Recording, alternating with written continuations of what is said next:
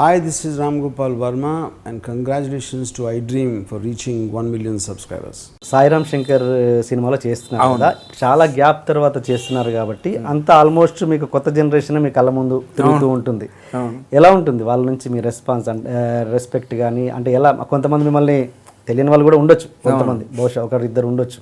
ఎలా ఉంటుంది మీ ట్రీట్మెంట్? ఎలా ఉంటుంది? వినోద్ విజయన్ గారి డైరెక్షన్లో నాకు కొత్తదనమే తెలిసేది కదా, అంత మంచి డైరెక్టర్ ఆయన. మరి చాలా బాగా తీసేవాడు ఆయన. రామ్ శంకర్ గారు నాకు ఎంత ఎంకరేజ్ చేస్తుంటే అతని వల్లే సినిమా వచ్చింది నాకు. ఓకే, ఆయన ఏదో కింద ఎవరినో మాట్లాడడం కోసం వచ్చి నన్ను పైన చూసి మీరు మళ్ళీ యాక్ట్ చేయాలంటే మళ్ళీ యాక్ట్ చేస్తాను, డెఫినెట్గా బాగా చేయగలుగుతానంటే. మీరు చేయగలరు సార్, అంత టాలెంట్ మీ అన్నీ చూశాను సార్, నేను మీరే చేయాలని చెప్పి కూర్చున్నాడు అనమాట. ఆయన ప్రభుత్వం మీదే ఆ సినిమా చేయడం కుదిరింది. మరి ఆయనకి ఎప్పుడు థ్యాంక్స్ చెప్పుకోవాలి నేను. అండ్ ఓకే, డైరెక్టర్ కాకుండా కొత్త నటీనటులు ఇప్పుడు అందరు కాలేజ్ స్టూడెంట్లు ఎవరెవరో కొత్త కొత్త వాళ్ళు వస్తున్నారు కదా, వాళ్ళతో వాళ్ళు ఎలా ట్రీట్ చేసేవాళ్ళు? ఎలా మీ మీ పట్ల ఎలా ఉండేది రెస్పెక్ట్ కానీ, ఎలా మీ మరి ఆ సినిమాలు ఎలా ఉండేది? ఆ సినిమా చేసేటప్పుడు మరి అక్కడ ఉండే టెక్నీషియన్స్, మిగతా ఆర్టిస్టులు, అసలు టెక్నీషియన్స్ అయితే నాతో మాట్లాడమే చాలని చెప్పి ఫోటోలు దిగేవాడు నాతో. అంత ఇదిగా చాలా బాగా జరిగింది ఆ షూటింగ్. వైజాగ్లో చేసాము 10 రోజులు 20 రోజులు 10 రోజులు నాకు షూటింగ్ జరిగింది అనమాట. బయటికి వెళ్ళినప్పుడు ఆ షూటింగ్ స్పాట్లో అవుట్డోర్ షూటింగ్ అటు ఇటు తిరిగేటప్పుడు జనం మీద పడడం కానీ, ఫోటోలు దిగడం కానీ, కాలేజ్ స్టూడెంట్స్ కానీ చాలా క్రేజీగా ఉండేది. ఇంత క్రేజ్ ఉందా నాకు ఇంకా అనుకునేవాడు నేను. అది అలా ఉండేది. క్రేజ్ గురించి మాట్లాడితే మీరు తమిళ్లో హీరోగా చేస్తున్నప్పుడు రజనీకాంత్ గారికి, కమల్ హాసన్ గారికి మంచి టఫ్ పోటీ ఇచ్చారంట. అది ఎంతవరకు నిజం సార్? టఫ్ పోటీ అని కాదు కానీ ఆయన రజనీకాంత్ గారి సినిమాలు రిలీజ్ అయ్యి, నా సినిమాలు రిలీజ్ అయ్యి. నా సినిమాకు ఉండే ఆడియన్స్ నా సినిమాకు ఉండేవాళ్ళు, ఆయన రజనీకాంత్ గారి సినిమాకు ఉండేవాళ్ళు, దాని ఆడియన్స్ సపరేట్ ఉండేవాళ్ళు. నాకు పరోక్ కాదర్శన్ బిరుదు ఉండేదన్నమాట. పరోక్ కాదర్స్ అంటే అందమైన రాజకుమార్ అని పేరు అనమాట. అంటే నేను అంత అందంగా ఉన్నానని నాకు ఆ పేరు బిరుదు ఇచ్చారనమాట. ప్రభుదాస్ పట్వారిని గవర్నర్, అప్పటి గవర్నరు, ఆయన చేతుల మీదుగా అవార్డు తీసుకున్నాను. అయితే రజనీకాంత్, కమల్ హాసన్తో 2 పిక్చర్ కూడా యాక్ట్ చేశాను. ఎమిడి మూడు తమిళ్ నా క్యారెక్టర్ నేనే యాక్ట్ చేశాను అనమాట. ఎమిడి మూడు తమిళ్ అదేశీ పేరు అని. దానిలో నేను యాక్ట్ చేసేటప్పుడు రజనీకాంత్ గారు డైలాగ్ ఇంకోసారి చెప్పు సుధా అని చెప్పి స్పాట్లో అని ఎంజాయ్ చేశాను. చాలా సరదాగా ఉండేది అనమాట. ఇంకా మీండు కోకాలంటే ఒక సాంగ్, ఆ సాంగ్ కమల్ హాసన్ ఆయనే అడిగాను, ఫోన్ చేసి నువ్వే చేయాలి సుధాకర్ ఆ సాంగ్ అంటే నేను చేశాను. ఎలా ఉండేది అంత రిలేషన్ మీకు? ఎలా రజనీకాంత్ గారితో? రజనీకాంత్ గారితో నేనంటే చాలా ఇష్టం ఉండే ఆయనకి. చాలా చాలా సరదా మాట్లాడేవాడు నాతో, అంతా కూర్చునేవాడు నాతో మాట్లాడేవాడు. నేను యాక్ట్ చేసేటప్పుడు చూస్తూ ఉండేది దూరం నుంచి, ఇలా చేతులు పెట్టుకొని చూస్తూ ఉండేవాడు. ఆ కామెడీ సీన్స్ కదా ఎమిడి మోడ్, ఆ సీన్స్ అని తమిళలో చెప్తా ఉంటే నవ్వేవాడు అనమాట. ఆయన నవ్వుతుంటే నేను చూసుకునేవాడిని. ఎందుకంటే నేను ఆయన ఫ్యాన్. నా కొడుకు చిన్నప్పుడు క్యాసెట్ చూపిస్తే భాష, చిన్నప్పుడు ఎప్పుడు భాష అంటుండేవాడు ఆయన అనమాట. అండ్ రాఘవేంద్రరావు గారికి, దాసరి గారితో మీకు మంచి అనుబంధం ఉంది? బాగా అనుబంధం. ఎలా ఒకసారి చెప్పండి. రాఘవేంద్ర గారిది, దాసనారాయణ గారి కంపల్సరీ నేను ఉండేవాడినండి. నాకు కంప్లీట్ ఫ్రీడమ్ ఇచ్చేవాడు. నేను యాక్ట్ చేస్తుంటే నాకు సజెషన్స్ ఇవ్వడం కానీ, నా చేత చేయించుకోవడం కానీ. దాసనారాయణ గారు ఆయననే సాటి, రాఘవేంద్ర గారు ఆయననే సాటి. రాఘవేంద్ర గారు అయితే నేను షాట్ లేనప్పుడు సుధా ఏదో చెప్పరా, ఏదో చెప్పి జోక్ చెప్పు, నవ్వించరా అనేవాడు ఆయన.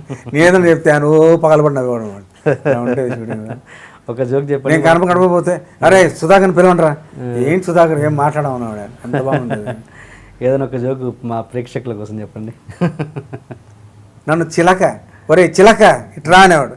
చిలకండి ఎట్టుగారంటే చిలక పడుకులు అని చెప్పినట్టు చేస్తావురా, అందు గురించి నీకు చిలక అనేవాడు ఆయన. కాదు రాఘవేంద్ర గారి దగ్గర చెప్పిన జోక్ ఏదైనా ఒకటి చెప్పండి అంటున్నా.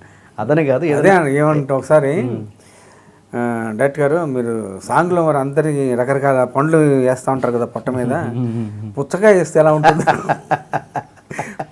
చేస్తారా వాళ్ళంతా పగలబడినా కూడా ఉంటాను. దాసరి గారు ఆయన ఎంజాయ్ చేసేవాడు. ఇప్పుడు మజ్ను చేసినప్పుడు అయితే సుధాకర్ నీ కాస్ట్యూమ్స్ నువ్వే సెలెక్ట్ చేసుకో, నీ డైరెక్ట్ రెండు నువ్వే చేసుకో అని చెప్పాడు ఆయన. దాన్ని నేను చెప్పాను, డబ్బింగ్ చెప్పినప్పుడు చాలా ఎక్కువ టైం తీసుకుంటాను డైరెక్ట్ గారు, నేను డిఫరెంట్గా చెప్పాలనుకుంటున్నాను డబ్బింగ్ అంటే. మజ్ను షూటింగ్కి డబ్బింగ్ దగ్గరుండి దగ్గరుండి కాదు, కాన్సన్ట్రేట్ ఎన్ని టేక్లైనా పర్లేదు సుధాకర్, నువ్వు ఏ ట్రెండ్ అనుకున్నావు ఆ ట్రెండ్లో చెప్పనేవాడు. షూటింగ్లో అలాగే ఫ్రీడమ్ ఇచ్చాడు ఆయన, తర్వాత డబ్బింగ్ అప్పుడు అంత ఫ్రీడమ్ ఇచ్చాడు ఆయన. అందుకే మజ్నులో అంత క్యారెక్టర్ పేరు వచ్చింది, బెస్ట్ విలన్ అవార్డు వస్తుంది అనుకున్నంత పేరు వచ్చింది అండి మజ్నుడు. అలా ముచ్చమద్ ముద్దు పినిశెట్టి ఎవరాజు గారిది, దాంట్లో మంచి పేరు వచ్చింది. విలన్ అనుకుంటే విలన్గా ఐడెంటిఫై చాలా మంచి పేరు వచ్చాయి నాకు. సుధాకర్ ఇంత విలనిజం ఉందా అనుకునేవాడు ఆడియన్స్లో.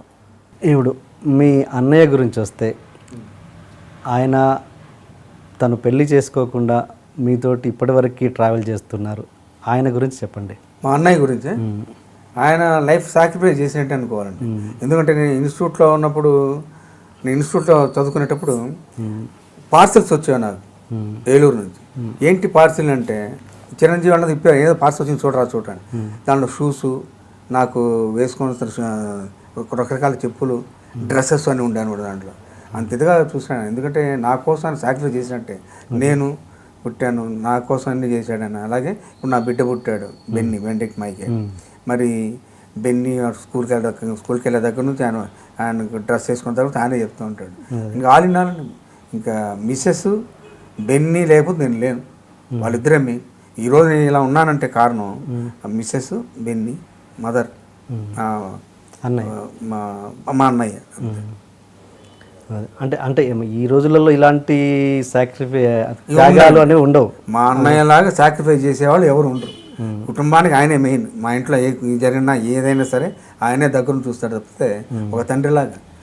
మా క్రిస్టియానిటీ చిన్న బ్రదర్ సిస్టర్ మాకేం చెప్తారంటే, ఆయన నీకు అన్నయ్య కాదు, మీకు బావగారు కాదమ్మా, నీకు తండ్రిలాగా వాళ్ళని చెప్తారు అన్నమాట. అదే అన్నంత ఇదనమాట. ఇంత అనుబంధం ఏర్పడడానికి ఏంటి కారణం? అంటే అది సుకృత, పూర్వజన్మ సుకృతం అనుకోవాలి తప్పితే ఇంకేం అంటాను లేదు. దానికి వేరే ఛాన్స్, వేరే వర్డ్సే లేదు దానికి. చిన్నప్పుడు ఎలా ఉండేవాళ్ళు సార్? చిన్నప్పుడు మీరు మీ పెళ్లి కాకముందు చిన్నప్పుడు ఎలా ఉండేవాళ్ళు అన్నయ్య మీరు? నేను, మా అన్నయ్య, ఇంకొక అన్నయ్య ఉన్నాడు, చనిపోయాడు ప్రసాద్ అని. మేము ముగ్గురం వాళ్ళిద్దరు అటు ఇటు పడుకుంటే మధ్యలోనే పడుకునేవాడు. అది ఎంతకాలం కంటిన్యూ అంటే, నేను ఇన్స్టిట్యూట్లో ఉన్న తర్వాత రూమ్మేట్స్గా ఉండేవాళ్ళు, నేను చిరంజీవి ప్రసాద్. వాళ్ళు అటు ఇటువరు పడుకుంటే మధ్యలోనే పడుకునేవాడు. అంత అటాచ్మెంట్ బ్రదర్తో ఉండేది అనమాట. ఒంటరిగా ఎప్పుడు పడుకోలేదండి. తర్వాత పెళ్ళైన తర్వాత మిస్సెస్ పడుకుంది. తర్వాత మరి షూటింగ్స్కి వెళ్ళినప్పుడు శ్రీకాంత్ ఉండేవాడు. శ్రీకాంత్ టచ్ వాడంతా రూమ్లోనే ఉండేవాడు. నేను ఏసీ రూమ్లో ఉన్నా అంటే వాళ్ళు నాతో పాటు ఏసీ రూమ్లో ఉండేవాడు. అలా నాకు అటాచ్మెంట్ వాడు. ఒంటరిగా ఎప్పుడు లేనండి. ఒంటరిగా సినిమా చూడలేదు, ఒంటరిగా బయటికి వెళ్ళలేదు ఇంతవరకు. మీకు ఒకటి తెలుసో లేదో, ఒక సెన్సేషనల్ ఇండియా రేంజ్లో ఒక సెన్సేషనల్ డైరెక్టర్ మన తెలుగు అతను. ఆయన మొదటిసారి మేకప్ రూమ్లో చూసిన ఆర్టిస్ట్ మీరంట. ఎవరండి అది? నిన్ననే మాట్లాడారు ఆయన నాతో. ఎవరండి ఆయన? రామ్ గోపాల్ వర్మ గారు. ఆయన నేనంటే చాలా ఇష్టం అండి. ఆయన పిక్చర్ ఒకటి యాక్ట్ చేసింది, గోవిందా గోవిందా అని పిక్చర్ యాక్ట్ చేశాను. మీరు కలెక్టర్ గారు అబ్బాయి సినిమా చేస్తున్నప్పుడు ఫస్ట్ టైం మేకప్ రూమ్లోకి వచ్చారంటే నేను చూసిన మొదటి ఆర్టిస్ట్ ఆయనే. ఒకసారి గుర్తు చేయండి ఆయనకి. ఆయన నాకు చాలా ఇష్టం అండి. ఆయన అసిస్టెంట్ డైరెక్టర్ అప్పుడు. అవునవును, సెట్కి వచ్చేవారు ఆయన. నేను విక్రమ్ షూటింగ్ చేసేటప్పుడు సెట్కి వచ్చేవాడు. సెట్లో చూసేవాడు. తర్వాత అదేంటి ఇంకో పిక్చర్ చెప్పాము, కలెక్టర్ గారు అబ్బాయి. కలెక్టర్ గారు అబ్బాయి షూటింగ్ చేసేటప్పుడు సెట్లో వచ్చి చూస్తుండేవాడు. చూస్తుంటే ఏంటి సార్ అలా చూస్తున్నారంటే, మీరు డైరెక్ట్ చేస్తారు రేపు పొద్దున అనేవాడు. అంటే అదే ఆ ఇన్ఫ్లుయెన్స్ ఎప్పుడు పడకుండా నా అందుకు ఒక ట్రెండ్ ఉండేలా చూసుకుంటా అనేవాడు. అనేవాడు నేను పెద్ద డైరెక్టర్, గొప్ప డైరెక్టర్ అవుతాడు అనుకునేవాడిని. అలాగే డైరెక్ట్ అయినా ఆయన పిక్చర్ గోవిందా గోవిందా యాక్ట్ చేశాను ఒక క్యారెక్టర్. తర్వాత ఆయన ఒక హిందీ పిక్చర్ కూడా అడిగాడు నన్ను ఆయన. కాకపోతే అప్పుడు నేను ఆ మధ్యలో ఫ్లైట్ ఎక్కేవాడిని కాదు, ఫ్లైట్ యాక్సిడెంట్లో ఉన్నాను నేను. కాబట్టి మళ్ళీ ఫ్లైట్ యాక్సిడెంట్ అంటే చెప్పి ఫ్లైట్ జర్నీ ఉంటుంది కదా అని చెప్పేసి నేను బాంబే షూటింగ్ వద్దంటే ఆ సినిమా చేయలేదు. లేదంటే హిందీలో కూడా చేసి ఉండేవాడిని. నా నెక్స్ట్ ప్రశ్న అదే యాక్చువల్గా, మీకు ఫ్లైట్స్ అంటే ఎందుకు భయం అని, అదే ఇదేనా కారణం? అంటే అది ఫ్లైట్ యాక్సిడెంట్ జరిగిందండి. అది జరిగినప్పుడు నేను ఉన్నాను, ఫ్లైట్ యాక్సిడెంట్ ఉన్నాను. తర్వాత అసలు ఏమాత్రం భయపడకుండా ఫ్లైట్లో ఉండే లాస్ట్ స్లోగా సూట్ కేసు పక్కన దిగింది కూడా నేను. ఒక పక్కన బాలకృష్ణ, చిరంజీవి గారు అందరు ఉన్నారు, మా విజయేష్ అంతా ఉన్నారు. ఆయన నేను ఒక్కడే కూల్గా అలా వచ్చి, ఎంత బురద అనమాట, ఆ బురద కాళ్ళు ఇచ్చుకుంటూ వచ్చి ఇంటికి కూడా వచ్చాను. ఇంటికి వస్తే అప్పుడు ఏదో పిక్చర్ షూటింగ్ అని చెప్పి వచ్చారు ఎవరు, కొత్తగా పిక్చర్ బుక్ చేయడానికి వచ్చారు. అంత బురద ఉంది, ఉండండి కాసేపు డ్రెస్ మార్చుకు వస్తా అని చెప్పి డ్రెస్ మార్చుకొచ్చి కూర్చున్నా కూడా. అంతవరకు నేను టెన్షన్. చలపతిరావు, తర్వాత రమా మూవీస్ నాగేశ్వరరావు గారు, వీళ్ళందరూ వచ్చి బొకేస్ తీసుకొని వచ్చేసరికి భయపడ్డాను. ఇంత భయంకర యాక్సిడెంట్ జరిగింది, ఈ యాక్సిడెంట్లో తను భయపడ్డా. అప్పుడు స్టార్ట్ అయింది నా భయం. ముందు లేని భయం, యాక్సిడెంట్ చేసినప్పుడు లేని భయం అప్పుడు అనిపించింది అనమాట. ఆ తర్వాత కొంతకాలం ఫీలింగ్ ఉండటం వల్ల అవాయిడ్ చేశాను కొంతకాలం ఫ్లైట్. ఆ తర్వాత మన ఎంఎస్ రెడ్డి గారు ఫ్లైట్లో కనపడి, సుధాకర్ నువ్వు ఆ మధ్యలో ఎందుకు ఫ్లైట్ ఎక్కలేదంటే, ఇట్ట జరిగిందండి అంటే చెప్పాడమంట ఆయన. ఫిలాసఫీ మొత్తం చెప్పి ఏ మాత్రం భయపడకూడదురా అని చెప్పి. అప్పటి నుంచి మళ్ళీ ఫ్లైట్ ఎక్కడ స్టార్ట్ చేశాను. ఫ్లైట్లో జోకులు వేయడం అన్నీ మామూలే. ఇంట్రొడక్షన్ కొంచెం హెవీగా ప్లాన్ చేశాం సార్. అసలు ఏంటి అన్యాయం, ఏంటి దౌర్జన్యం? 3 రోజుల నుంచి మోసం ఉన్నట్టున్నాయి ముఖాలు.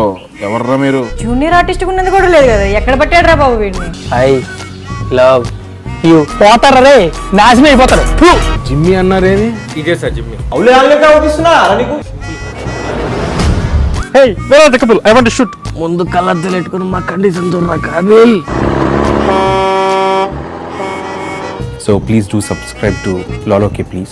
iDream 1 million subscribers ki reach ayindandi.